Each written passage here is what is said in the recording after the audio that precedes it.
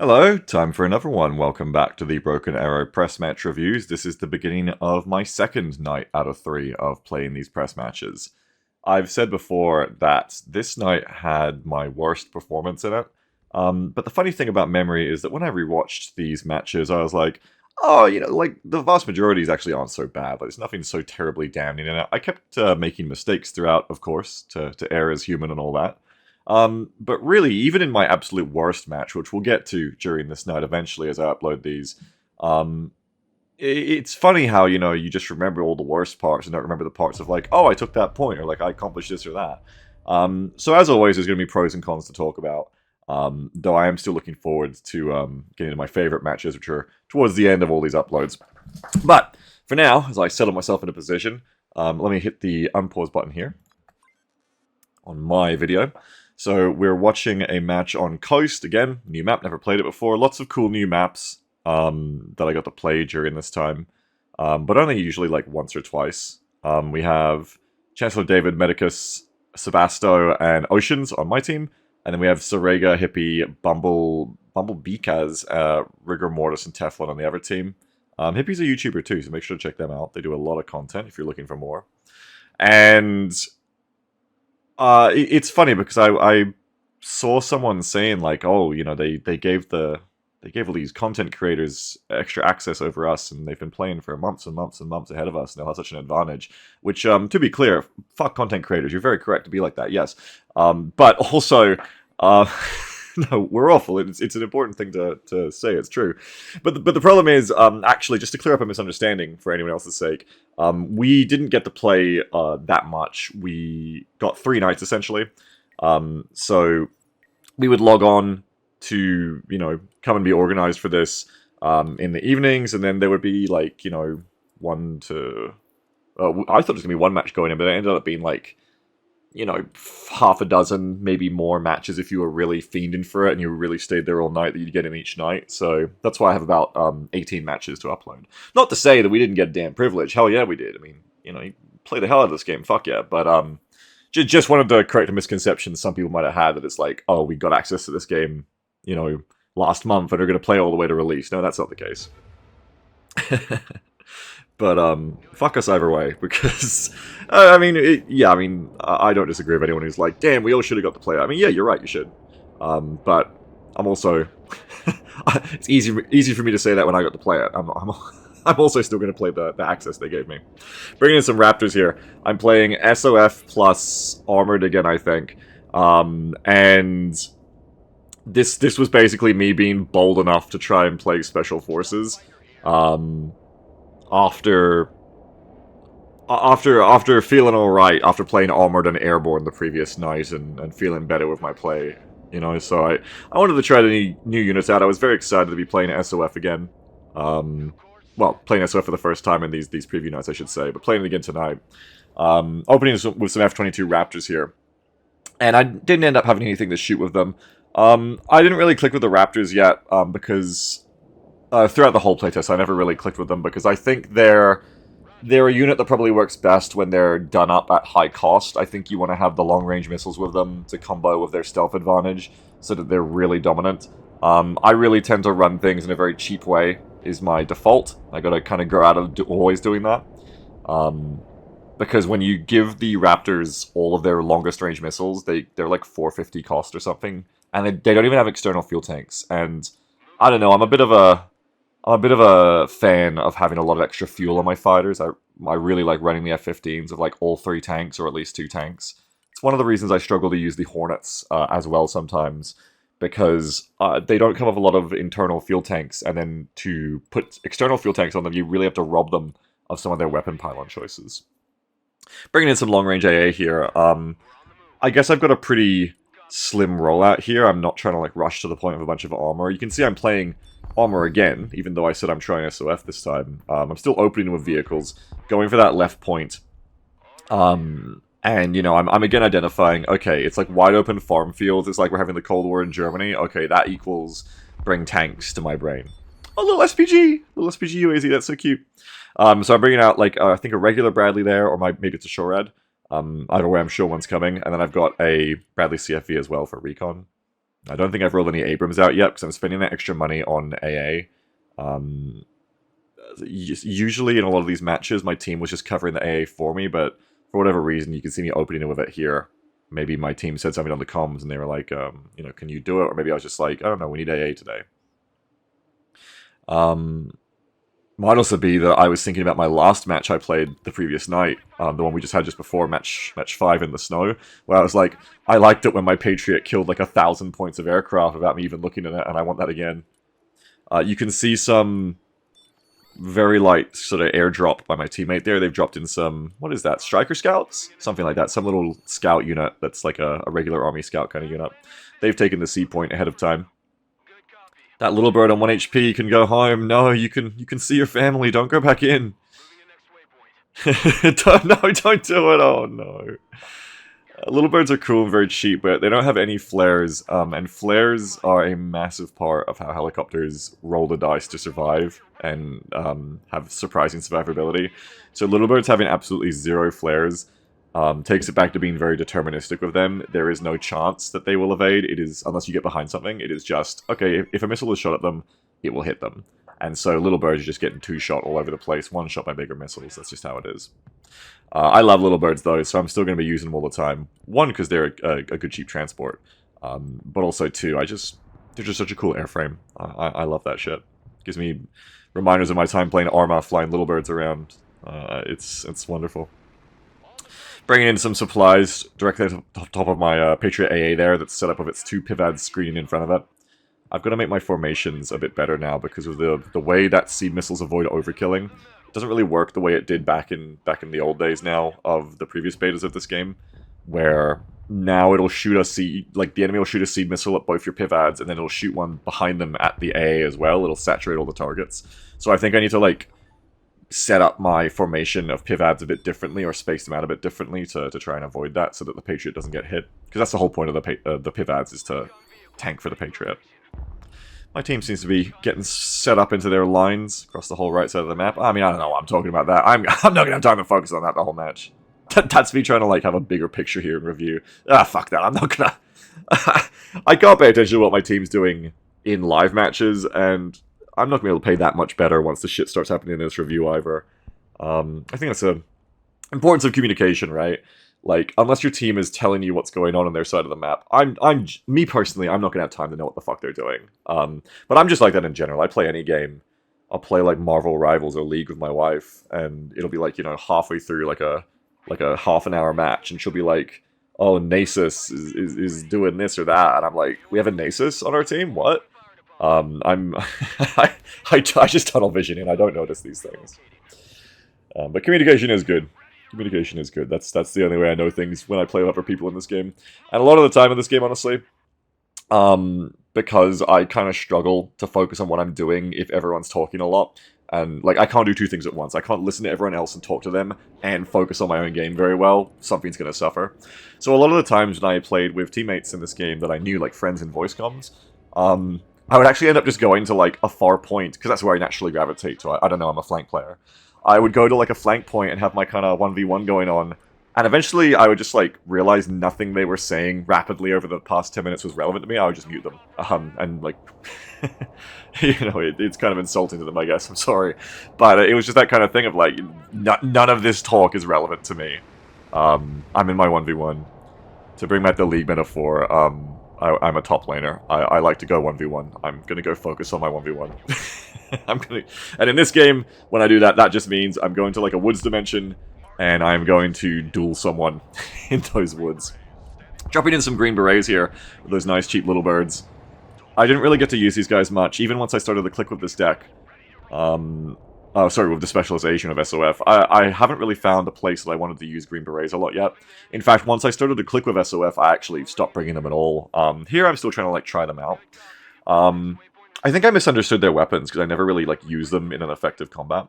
But it turns out, someone pointed out to me, like, they've got napalm launchers, not thermobaric. Like, it's not just, like, cosmetically, oh, this is like a fire weapon. Like, no, apparently on their stat card, they literally have napalm in these M202 flash launchers, in the cheap configuration I brought them with, which is very interesting. Napalm is, like, I don't know what they did to it, so I'm kind of talking about my butt.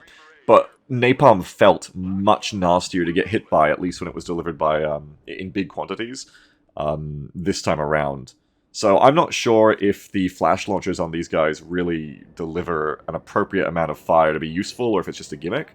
But if it's not just a gimmick, very, very interesting. They're like the only infantry unit in the game to be able to put like a fire dot on the ground, which is cool. Maybe when the game comes out, I'll have time to actually test them out a bit more. That was the thing about these matches, is, you know, we only had a certain amount of time each night to play, and we were just, like, fiending. We were just being like, oh my god, give us more, like, just gluttons, just give us as much as we can. I felt like a camel, just gulping up water, storing broken arrow matches in my hump to tide me over until the game released, right? Taking advantage of my lucky privilege of getting to play it. And what I'm really looking forward to is when this game comes out, being able to just, like, relax, actually just play it as a game that's out forever and they're not taking it away, and getting to test stuff, because this game is supposed to be released in an editor. Oop, barrel launched ATGM going off. Look out. And I'm looking forward to treating it like Arma, where Arma has a really good editor, has since Operation Flashpoint, where you can just go in, it's like, oh, you want to test how this thing works, you just go and set up a scenario in like half a minute, and you just try it out. And I want to do the shit out of that with Broken Arrow. I just want to set up scenarios that are like, okay, how do Green Berets go against this unit? Let's just go find out. Or, I mean, I'm looking forward to, I hope people make custom game mode stuff, but nice bombing run on the tank there, thank you. But I'm really hoping that, I can use the editor, not just to make like cool campaigns or something, but to make like really good tutorial missions. I think some of the best learning content can be very interactive with something like this, right? Like, you want to... I'm a fan of the old style of game tutorials where it's like, alright, press WSD to move your camera, do this now. I think it'd be fun to have stuff like this for Broken Arrow. That's like teaching you how to play the multiplayer game a bit more, goes a bit above and beyond their single-player campaign tutorial that I've tried. And is like, okay, that's the basics of how to play the game, but here's how to like play a multiplayer match. We're going to do some like mock scenarios. Or we're going to teach you how to like micro aircraft, right? You have one jet, you got to get to the end of this training course with a jet. And accomplish all the objectives without losing it, that kind of thing. Anyway, action is actually starting to happen, so let's look at that. I'm moving up a mech force on the C points. Now, I can already see what's going to go wrong here. I couldn't at the time, but with the benefit of hindsight and having been through this a few times now, it's pretty easy to see what's going to go wrong, right? Is the enemy's moved in some infantry hiding in those buildings with those APCs, or with at least that one APC. And I don't have infantry with my vehicles. Vehicles are very, very good, especially in the open, and I correctly identified that vehicles are going to be strong at the long ranges of these wide open farm fields. But what I have not really accounted for here is, well, Beagle, that's a town. That's a town in the center of those big wide open farm fields, and you've got to deal with that. And we are taking out that Spetsnaz GRU there, which I still hadn't really instinctually learned to fear yet, as like, that's the AT unit. But still, like, now I've got to get into that town, right? I don't know if they've got any other infantry in there. I don't have any easy way to, like, just get in there and check it out like a cheap infantry unit could do. Also, bit unfortunate there with the SHORAD. It pushed up and was blocked by line of sight by the buildings in front of it and the trees, and that helicopter back there is flying low, so it's actually not visible to the SHORAD because of line of sight problems. This is the thing about SHORAD micro, like, not just this unit, but SHORAD in general, right, like AA. Because now it's getting taken out by all the tanks and stuff on the right. Especially because I get that Bradley icon confused with the normal Bradley icon, like it doesn't have like an AA icon or anything. It's very easy for me to have it in the wrong position. And the thing about SHORAD micro with your tanks is you have to be very precise of it. Because if you let your SHORAD, you know, move up too far in front of your tanks, then it's going to get killed first, and it's not going to be able to do its job. If you have your SHORAD hang too far behind the tanks, it's also not there to stop the enemy helicopters, and you need to stop them right when they're hitting you, not 20 seconds later, the helicopter's gone by then. You really need to stay on top of it with the SHORAD. Like, again, this SHORAD is just, like, not where it needs to be. It's off tanking on its own, the enemy's doing a tank push, and it's not where it needs to be, right? It's a challenge. It's not like it's a complex thing to do, it's just like, just keep your SHORAD kind of behind your tanks. But I don't know, like, in actual practice, it's a very easy thing to fuck up if you're not paying enough attention to it. Because you'll just have that problem of, like, if you're giving all the units individual orders, and then you might forget to give the Shurad an individual order one time, and that one time might be the time that counts. If you're giving them grouped orders, then you get the problem of your Shurad is bunched up if you tank too much and might get shot first, and, you know, it's not ideal. Ideally, I like automation information stuff, so ideally if I could have my Genie Wish, it'd be like, I could just set a formation, and it's like, okay, the Shurad will follow, or just like a follow or guard command. It's like, the Shurad will just follow the Abrams at like 50 meters behind, or 150 meters behind at all times, right? That'd be great. Without that kind of automation, though, it is what it is, and I just have to get better at keeping my eyes on my Shurad. It's definitely a lesson you learn through pain. It's very noticeable when you fuck up with your Shurad, and hopefully you learn from that quickly enough. A little bombing run from the F-22 there onto that clustered AA. Yum. And did you see that? That's so fucking annoying. The AA shot off a missile at my Raptor on its way out. The missile loses tracking on the Raptor because the launching platforms are destroyed by the bombs. And then the missile goes haywire, and just so happens to just veer into exactly onto my supply dump that my Abrams was healing on there with my Shurad, which sets my momentum, sets my mental calm and my logistics calmness here back a bit. So I'm like, oh fuck. I mean, at least I got another supply dump right behind, I guess. But it's one of those things. I mean, would I have that not be in the game? No, it's kind of cute and interesting. I don't know. It's when it happens to you, you're like, oh my god. But it is kind of interesting that the missiles are like all simulated like that. They're real projectiles, and they can just do that. They can just go haywire, just hit stuff randomly. It's like, it's kind of absurd, but I don't know. I enjoy it. My gut says I like that in the game. I don't know why. It's just interesting. It's fun. It's chaotic. I'd love to see like a tournament match of this game or something like where people are like really serious about the balance. Everyone's like so sweaty, and like the match is decided by some random AA missile just like spiraling off and hitting a supply dump that would like cost the whole match. People would be raging out of their fucking skulls. It'd be really interesting.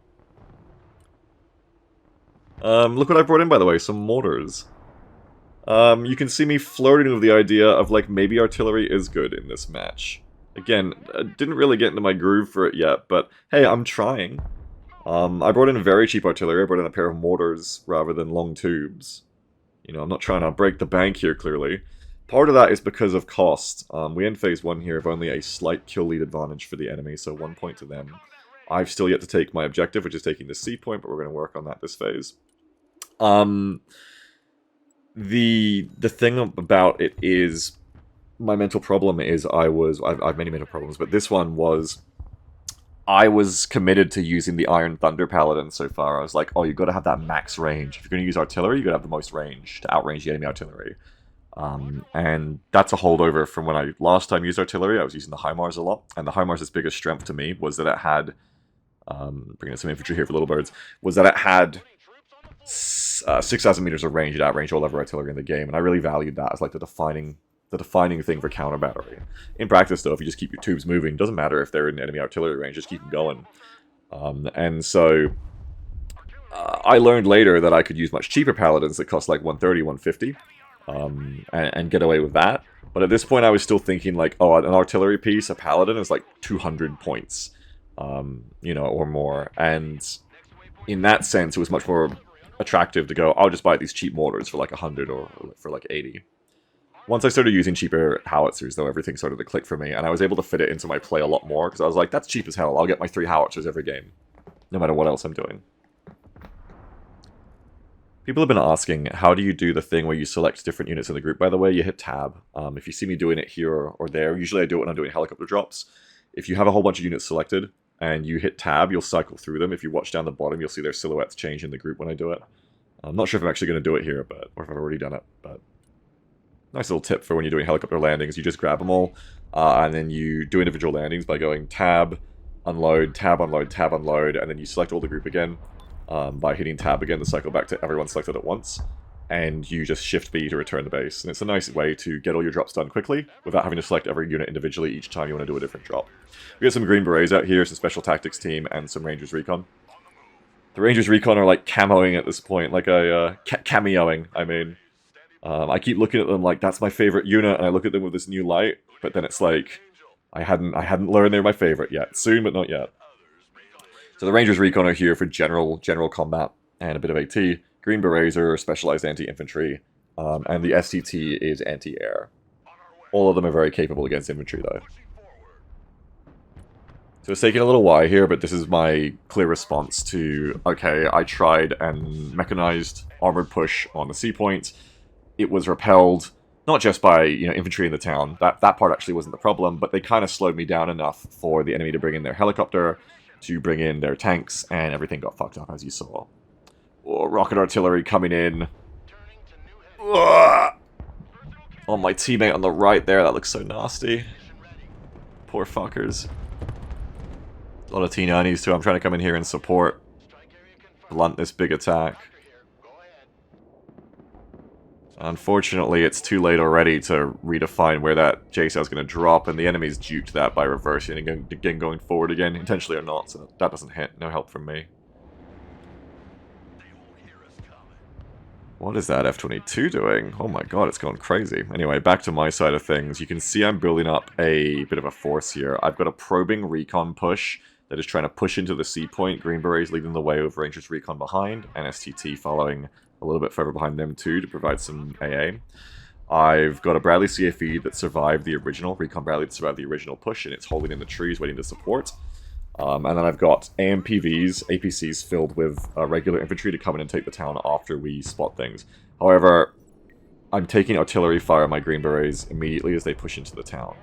This is what I'm about to do here is a big mistake, and I want you to watch it. It's already in play, because you can see the rockets firing from the north there, right? Pay attention to what I'm doing wrong here in my reaction. It's called wishful thinking.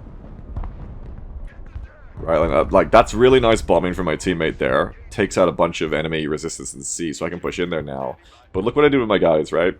I start taking artillery fire, and I back up from it. And then what do? I'm like, okay, we'll deal with the artillery piece, and then we'll go in again. It's like, what are you doing? Am I not expecting the enemy to bring more artillery on that? Or something? Like, I guess. It's wishful thinking, right? Because I could have seen that coming. I got rocket artillery, I lose the entire Green Berets unit. My Rangers Recon are half health now. What's going on? Clearly, they've been spotted. Clearly, enemy recon is watching me coming up that tree line, or they wouldn't be firing on me. That should have been an alarm bell. I had, probably 20 seconds extra to get those guys out of danger.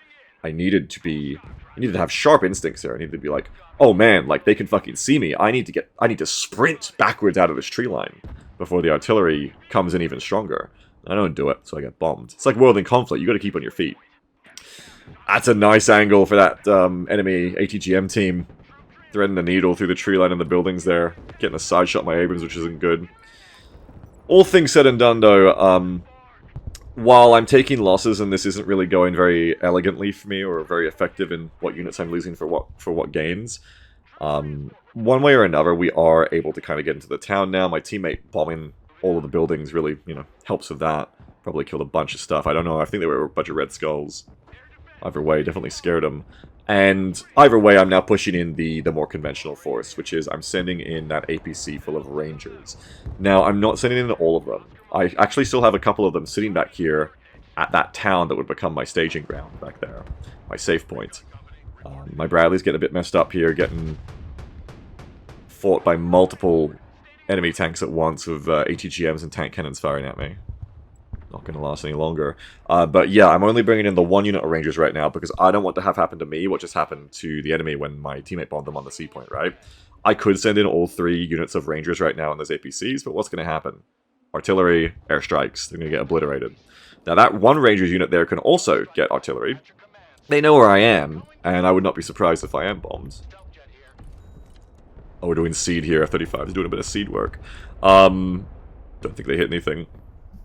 But, even if they do, that's an entire fire mission on one unit of Rangers that may even survive without being fully killed.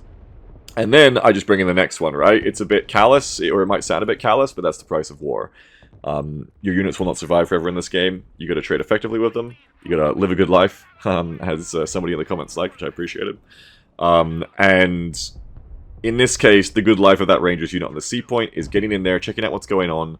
When we're going to start moving again, it'll be to kind of find out where the enemy is hiding here so we can cap the point. They're not helped by their brother Rangers, their other units coming in and joining them right now. That just makes one big, that just puts all my eggs in one basket to get bombed. Enemies pushing up here. We have the ATGM rifle team as well to fight, but the Rangers should be able to fight them, so they're going to retreat. When you're playing infantry, I think that's something I clicked with the Marines in earlier betas, and it's very important, is don't send all your Marines at once, but what's really effective is have one Marine unit go in, and have like 4 other Marines waiting in their APCs in a safe place close behind, and then just keep sending them in one after the other, the conveyor belt of meat. That works way better. Because these fights can often be about attrition. It's not just about getting everyone firing at once. It can be about your units are going to get combat ineffective after a battle. Now bring in fresh units, and now you're going to be able to use that to get a big advantage against your enemy if they're not doing the same. Okay. Enemy helicopter support. That MI-8 with rockets is hurting my Rangers. We're getting the Shorad Bradley on them. More bombing support from my teammate on the right. That's nice. And even though this is quite a mess, we are starting to take this point, and not just in the cope way either, like, not just like we're stealing it. Oh, nice miss on my Sept there. The Armada missed me. Not just in the cope way of like, oh, it's the end of the phase, I'm gonna bomb rush it. Like, we're actually... Uh-oh, helicopter coming. We're actually taking this with a slow push of combined arms. Unfortunately, my Shorad here is out of ammo again. That thing I keep complaining about, the Shorads. It's very easy for them to run out of ammo without realizing. And so I can't stop that Mi-28 there, and I think the Mi-28 realizes it. It's pushing in after me. Oh dear. Luckily, I've got the Special Tactics team still here that I dropped in earlier with my Special Forces drop. And they are going to provide good value there. Because helicopters are so much faster than you, they're the quick reaction unit. It's important to have Shorad already in place. Like, you can call in quick reaction forces to deal with helicopters, like your fighter jets, and maybe your helicopters if you want to wait a little bit. But other than that, the stuff that stops helicopters from ruining your entire match is stuff you need to have there already, long before the helicopter arrives. The advantage of the STT team is that they're a unit you want to have loitering already, because they're a recon unit. So, you're kind of combining both in one, right? Like, you've got your preemptive Stinger, you've got your preemptive AA there, and they're also providing good recon, and they're stealthy, so they can probably hang out in an area without getting spotted. Remembering to use my mortars here, too. I think I forgot about them since the first time I used them. Here I'm finally remembered that I have them, I brought them over, and I'm going to get some mortar fire on the enemy's ATGM team there. Bringing in another unit of Rangers to, like I was talking about before, refresh, replace, and recycle. The hurt Rangers have either... I don't think they died. I think I pulled them out in the APC or something. But anyway, there's some hurt Rangers back at my staging grounds now. Resupplying, and when these Rangers all get fucked up, of course they'll go out and we'll cycle the old ones back in now that they're fresh again. We're starting to cap the point here, and you can see the enemy has to bring in their ATGM team, which is all they have on standby, to quickly scramble and stop the point from flipping. My teammate loses a healer there, unfortunately, but they have got a bit of help for me as well. They're bringing in some striker troopers. I think those are the guys with javelins. We'll see when the enemy tanks get in line of sight if they start shooting javelins at them, but I'm pretty sure those are striker troops with javelins, which will be very effective against those tanks if they can get eyes on them. Yep, there they go. Hit him, hit him, hit him. Nice. And the enemy's active protection system stops one of those javelins, but not both of them at once. There's a couple more. The smoke does, I think, stop their hits in time. My Rangers are getting pretty hurt here, so I pull them out. They're winning an outmatched fight. There's no need to leave them there. I should have pulled them out earlier. Just going to keep them alive. Bringing in the F-22 Raptor to try and do some bombing here as well.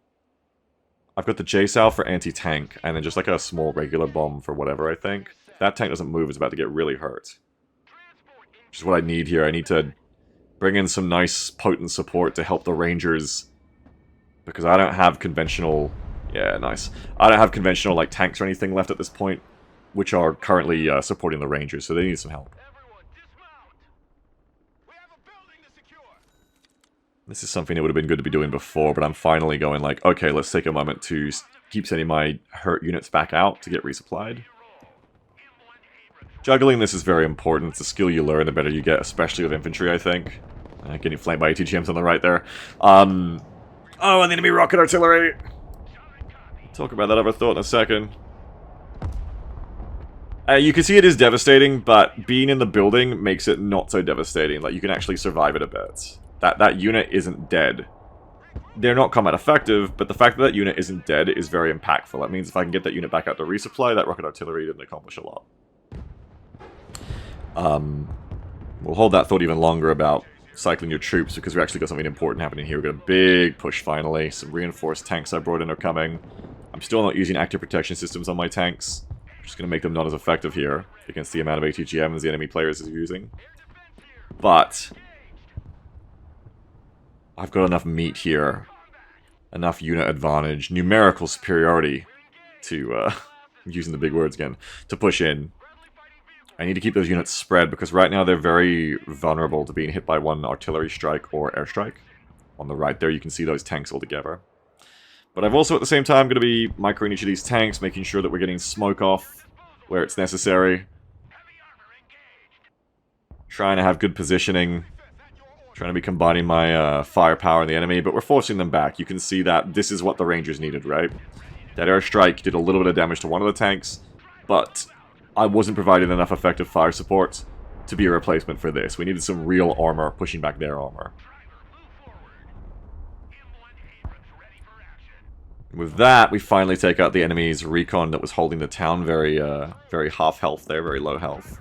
We're flipping the C point to us. It'll come in time for the end of the phase, which is nice. Once again, I am getting hurt by that old chestnut, by the enemy's loitering helicopter. That's doing a very good job, just doing what helicopters do, hanging out in the safe part of their lines. But my Shura was only a little bit out of position, so I move it up now with the radar on. Something I've been forgetting to do before is turn the radar on the SHORADs, which is very good for getting that little bit of extra range. Hellfire comes in. 2-shot on the helicopter, very nice. Now these tanks will have to go back and resupply, but they've done their job. They've had a great battle there, had a decisive engagement. Fucked up all that enemy, all those enemy vehicles. Forced them off, and we have a stronghold on the C point now. Kudos to the Rangers in the armor, good job. Definitely a messy fight, definitely a messy match. Not one I'm going to put in the textbooks, not my Hall of Famer. But, hey, we did take the C point. That's the funny thing about memories, right? Like, I keep thinking, like, oh, this was my worst night by far. I played so badly. And yeah, again, lots of mistakes in this match, of course. You know, you work on it over time. You're not gonna fix all your mistakes overnight. But, hey, I took my point. That's the goal, right? That's my neutral benchmark for success. Did I take my neutral point that me and my enemy are fighting over in this part of the map? Hey, we got the C point. This is the part I'm here to fight over. As long as I can hold this to the end of the match, hey, I'm not doing the worst.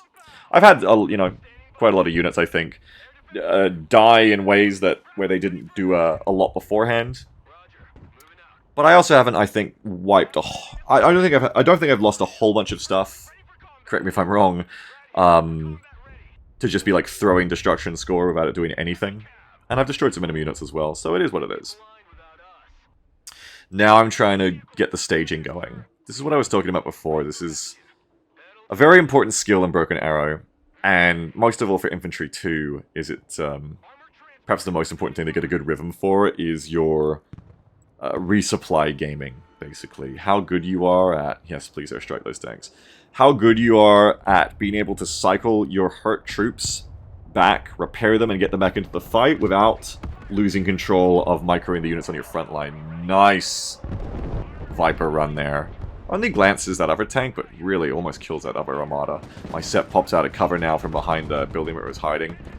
Fortunately, gets hurt really hard, though. I think those tanks further back from the town up the road, those two are, I kind of blundered into their fire, and they outnumbered me really hard there.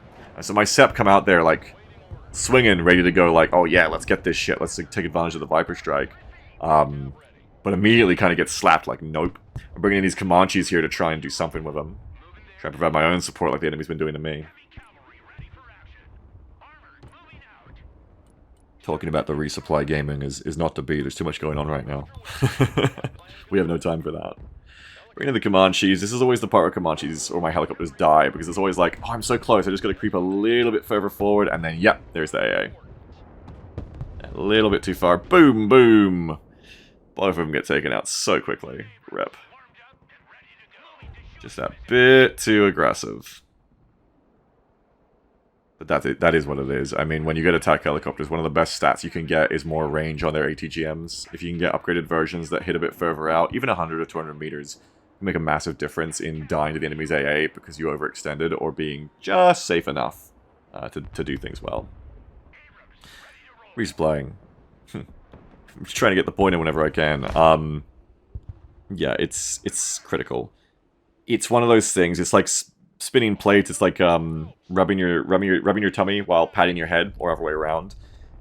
It's always going to be different screens of attention. It's always going to be your supplies are going to be back here and the fight's there, and you got to look between screens. So it takes a certain skill to multitask that all the time.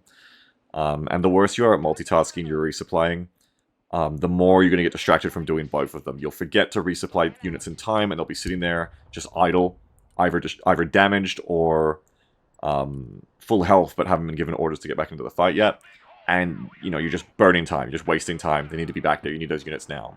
Or you'll have the opposite, where you get too focused on your resupplying, and you're, oh, that SOR is living a charmed life. No, there it goes.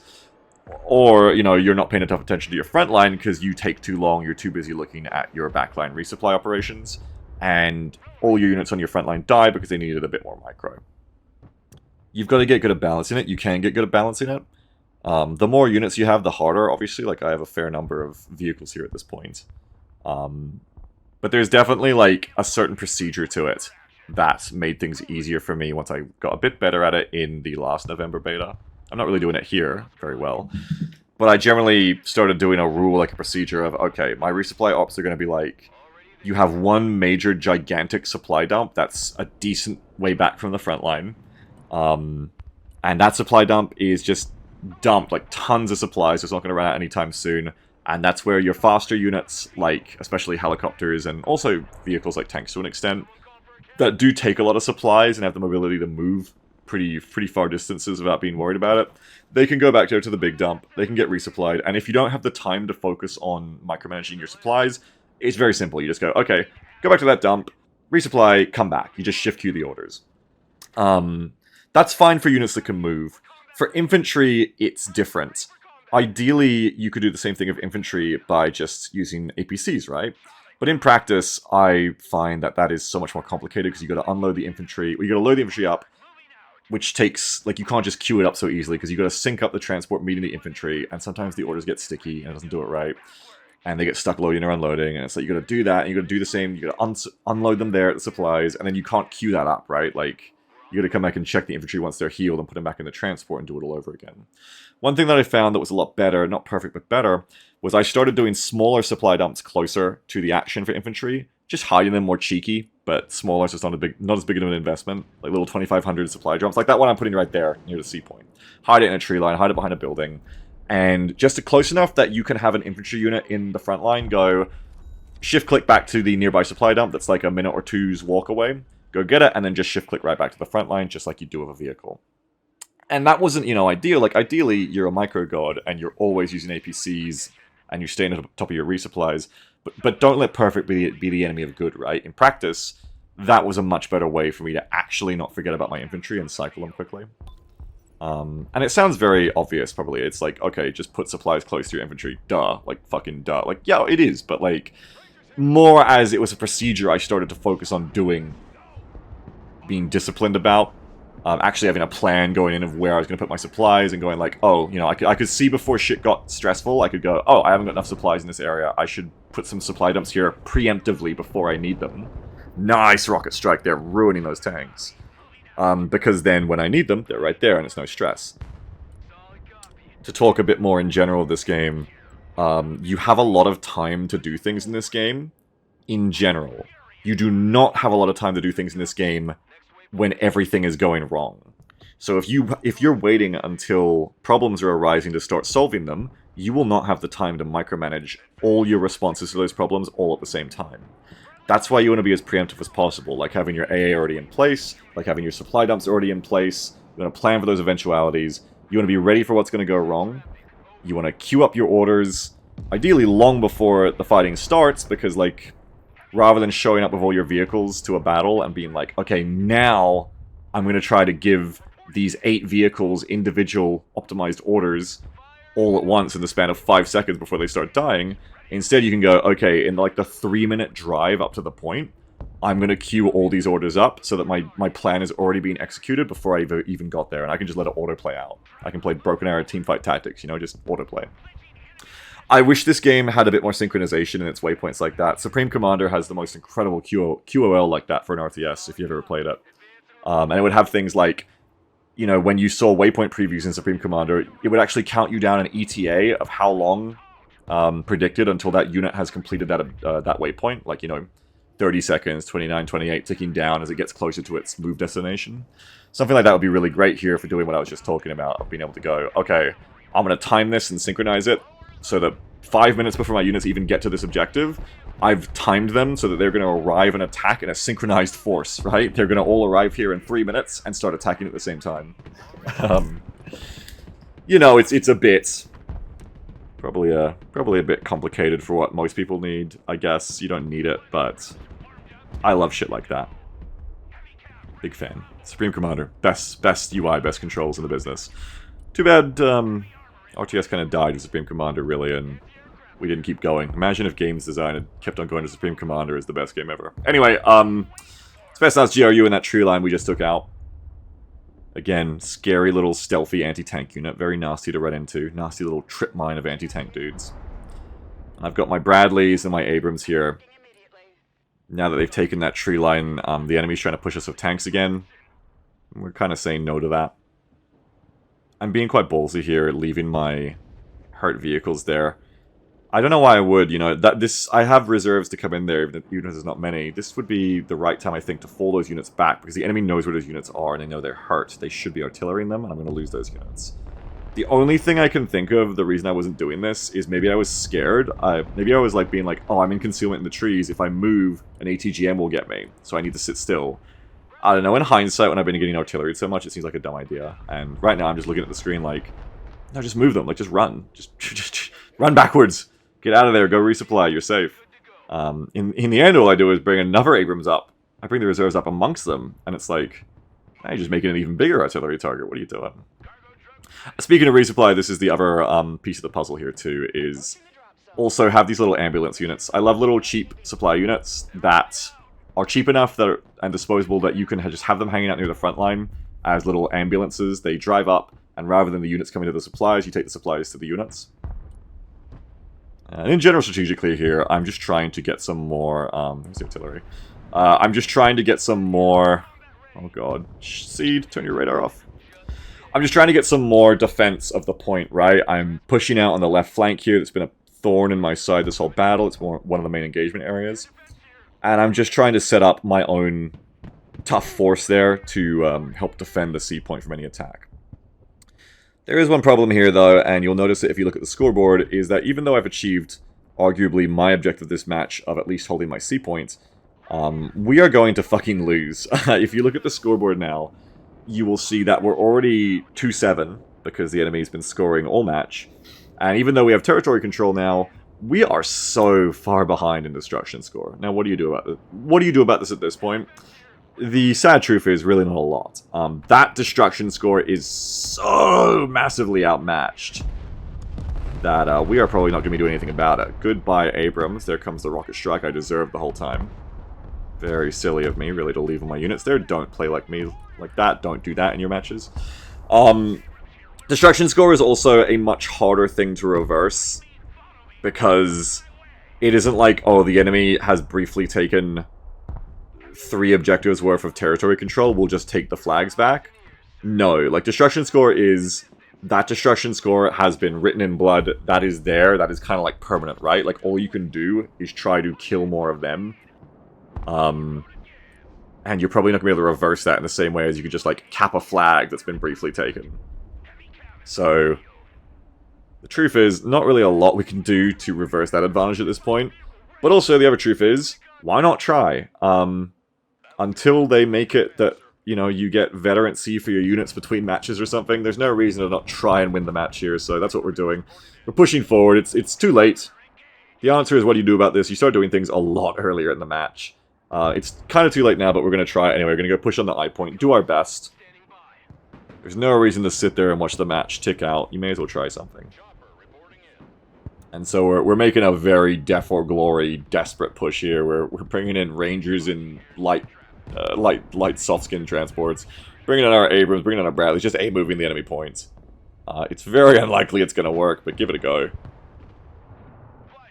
And because of how very unlikely it is to work, it's I don't know if you need my stellar commentary to see where this one's going. So instead, I can kind of probably talk about the match.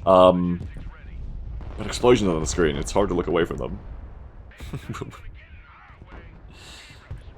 I told you I got to do two things at once. I actually can't. I have to wait till the match ends. I just have to watch the Rangers here fighting the Igla right now. I'm too stuck in on it.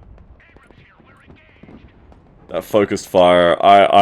Watching these videos with hindsight, this is like the best advertisement for putting APS on my tanks. Just watching these matches I've been uploading and seeing all the times my tanks push up and immediately get bullied by lines of Russian ATGMs from enemy tanks and ATGM carriers. It's just like, oh my god. Bro.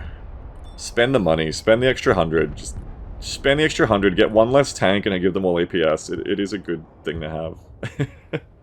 I think, again, you know, it's cost effectiveness is very important to me, but and there's a place for it. But at least have some APS tanks in the deck. I think this is a holdover from the old betas as well. I remember the thinking that led me to this point too, because basically, I guess my cost effectiveness in this game is kind of a trauma, because in the old betas of this game, precision guided bombs from airstrikes and cruise missiles were so prevalent. Every unit just got precision-guided bombed by a CAV 1500 or a 2,000-pound bomb or a cruise missile as soon as it was spotted and thought about, and it was very hard to stop it. Just any unit that wasn't constantly on the move, and even units that were on the move, how PGMs used to work, how easy they were to predict, just got obliterated, hand of God, just destroyed by a PGM or a cruise missile. And my response to that was like, what's the only thing you can do about that is just be cheaper. Because you're trying to make it less cost-effective for the enemy to airstrike you and cruise missile you, right? It's a bit like to be like, oh, you wasted a cruise missile on a 80-point Bradley. You know, good for you. So I think it's kind of like a trauma response from me, is to have all these cheap tanks with no APS on them. It's just that thing of like, where I did the math back in the day of like, there's no point paying an extra 100 points for APS on a tank when it's just going to get killed by a bomb that can't be stopped by APS anyway, right? So just have two tanks, so then when one tank gets killed by the bomb, the other is still there to fight. But with how the game's changed now, where that isn't really a problem, or as much a problem anymore, where the bombing isn't as spammable, it's definitely like time for me to start putting those upgrades back on that are very effective in conventional fighting. And we do lose massively there. we get bodied in that match. It is... We're bopped the fuck out of there. But, you know, like I've been saying in these matches, if this is you in this match, you don't have to feel too bad about yourself. I don't have to feel too bad about myself here. Because, hey, I mean, I did alright. I didn't do great, but I took my point. I had reasonable KD. It's above 1, so whatever. KD isn't everything. Sometimes you have a terrible KD, but you pushed a lot of points and were very effective. But, you know, in this match, alright, it means I didn't waste too many units while managing to take my point. Good for me. Looks like I was playing against Hippie that whole lane, so definitely go check out Hippie's channel, because I'm sure he has a POV of playing against me there, and I always think it's interesting when you get to see the opposite perspectives as well. Is my match paused here? No, I'm still looking. But yeah, in the end, the majority of my play there was still armored, despite having the SOF in the deck. Still really just mainly playing a vehicle game there. Playing vehicles in these wider open points, it's not always my standard. I like playing infantry the most, but definitely my kind of comfort play was to just rely on vehicles more. That's kind of the opposite of what I just said. It's like infantry is my comfort play, but vehicles are like not a crutch, but they were definitely a thing that was easier to play as I was bad. Infantry, if you misplay, you just do nothing. You just get fucked up. You just get suppressed, and you can't do anything at all. Vehicles, even if you're playing badly and getting fucked up, you're probably achieving a bit more because of your speed, because of your armor. So it was easier for me to play in right now. But I could have used my infantry on that first point. I could have used some with me at the time, an APC of a couple of Rangers in it or something. Or a couple of APCs of Rangers, and I could have taken that point earlier. That said, not sure if it would have massively changed the outcome of the match. But that's alright, you know. At the end of the day, you're just playing your own game. And maybe taking the point earlier helps more. Maybe if I played better, I could have pushed beyond the C point and pressured their natural point, their I point, done more destruction score, all that sort of thing. I don't know what the hell I'm talking about. Like, all I'm really saying is sometimes you can play games better. I'm like, maybe I haven't had breakfast this morning, getting stuck into my rambling early. But that's the match, really. I don't really have anything more to say about it, is what I'm discovering. I think usually we sit here and go for a few more minutes in the other uploads. But I think this one is like, no, that kind of wrapped up neatly at the end there. I'm done. That's it. I really don't have anything more to say about that one.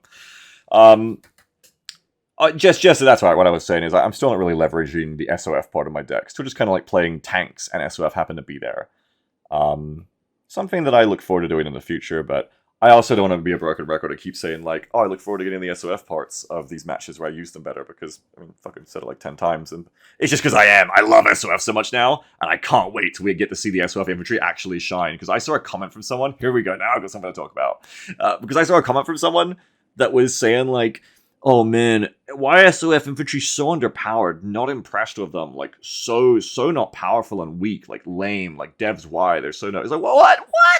Like, no. Like, okay, maybe you can look at a match and see them, not going great and be like, yeah, sure, fair enough. But it's about how you use them. And once I started to click with these guys, these SOF infantry, it was like, oh my god, these are like the best fucking infantry in the US tab by far. Best infantry in the game. On either's side. They're just so fucking good. Sorry, see, that's all you need for me to talk about something, is I just gotta get fired up and passionate about a topic again. Bam! SOF infantry. Getting mad at the guy and making up in my head that I'm remembering. No, they're so good, and I look forward to showing that eventually. They're so good. We'll get there. For now though, what's tomorrow's? Tomorrow is, I think we go back to Baltisk, maybe, and then we have a few more. I think there's only 4 matches that I played tonight because I bowed out early, because the last match of this night of play, it was like the end of my career. I was actually depressed. I was localized depression. I was no, I shouldn't say that.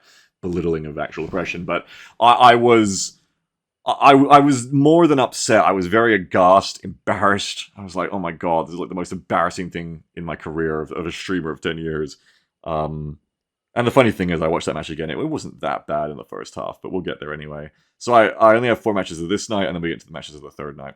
We'll get there soon. We'll get through all of these ones of night 2, including that one where I was so embarrassed I dropped my spaghetti on stream. And then after we've got through those ones, yeah, got a bunch more. I'm really rambling now, so I'm going to call it a day. Hope you enjoyed this one. Let me know in the comments as always what you think, and I will catch you tomorrow. I shouldn't say that. Shouldn't promise things, but I will catch you tomorrow or the day after. Trying to do these one every day or every 2 days for more of this. Have a wonderful everyone. I can't talk. I need to go eat breakfast and stop yapping. Have a wonderful one, everyone. Hope you enjoyed this, and I will catch you for the next one. Have a good one, everyone. Bye-bye.